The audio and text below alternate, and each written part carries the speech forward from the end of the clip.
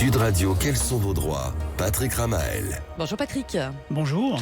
Magistrat honoraire et avocat au barreau de Paris, on vous connaît bien. Alors ce matin, un sujet à mon avis qui va faire bien réagir nos auditeurs. Vous allez nous parler d'un sujet très très parisien, l'usage du gyrophare et de l'avertisseur sonore, qu'on entend bien dans les déplacements officiels des ministres. C'est un peu de saison en ce moment. Oui, officiel d'ailleurs ou pas, qui va vérifier. Il y a quelques années, c'était le 20 janvier 2012, Nadine Morano, qui était alors ministre de l'apprentissage, quittait une station de radio dans une berline, encadrée par 2 motards de la police, pour se rendre à Villacoublay, rejoindre la délégation du Premier ministre pour un voyage officiel. L'un des motards de la police, sirène et gyrophare en marche, circulait à contresens d'une grande avenue parisienne et percutait de plein fouet un piéton qui traversait sur un passage protégé. L'homme écoutait de la musique avec des écouteurs, il n'a pas entendu les sirènes. Il était transféré à l'hôpital et il était plongé dans un coma profond.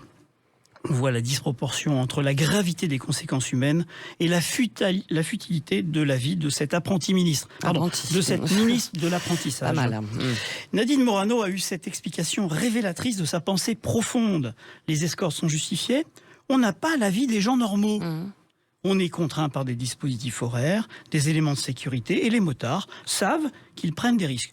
Le risque était plutôt pour le piéton dans le cas présent. C'est ça, j'aime beaucoup la citation des gens pas normaux. Alors justement, vous allez nous éclairer, Patrick Ramael. Quelle est la réglementation en l'espèce alors que dit le Code de la route? C'est l'article R415-12 qui définit les règles de priorité. Il dit en toutes circonstances, tout conducteur est tenu de céder le passage aux véhicules d'intérêt général prioritaire, annonçant leur approche par l'emploi des avertisseurs spéciaux. Le fait pour un conducteur de ne pas respecter ces règles de priorité est puni d'une amende de 4e classe, la perte de 4 points et une suspension de permis de conduire. Mais je sens qu'il y a un mais à cette histoire. On parle du code de la route. C'est quoi un véhicule d'intérêt général prioritaire? Eh bien voilà, la réponse, elle est à l'article R311-1 du code de la route. C'est bien sûr les véhicules de police, de gendarmerie, des douanes, des services d'incendie, des véhicules militaires investis de missions de sécurité civile, les démineurs, et puis les SMUR évidemment, et les véhicules du ministère de la Justice affectés au transport des détenus.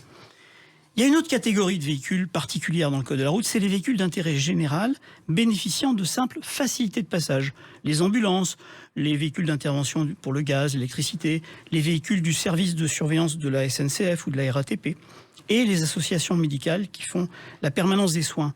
Et bien pour ces véhicules, il n'y a pas de priorité. Il y a simplement une incitation des usagers à leur faciliter le passage. Alors on va différencier ces 2 catégories de véhicules. Le gyrophare bleu tournant pour les premiers et le feu à éclat pour les seconds.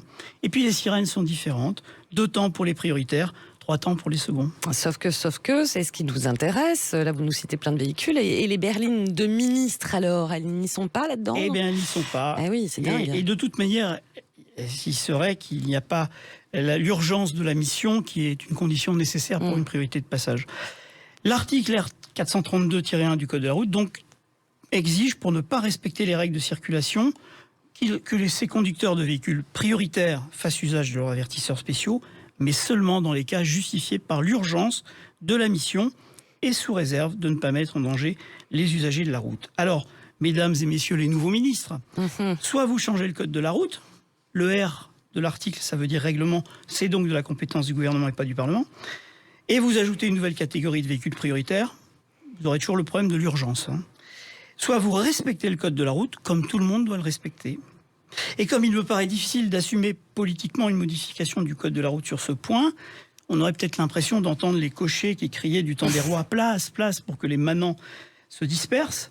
Alors, il va falloir s'habituer à rouler comme tout le monde, à respecter les feux, les priorités, les couloirs de bus et les vitesses limitées. Fini le bleu et le doton. Belle chute. À mon avis, ça va bien faire réagir les berlines de nos ministres. Effectivement, cette saison, en ce moment, le message est bien passé avec vous, Patrick Ramael. Et puis, bien sûr, quels sont vos droits à réécouter en podcast sur sudradio.fr. Merci, à dimanche prochain. Merci, à dimanche prochain.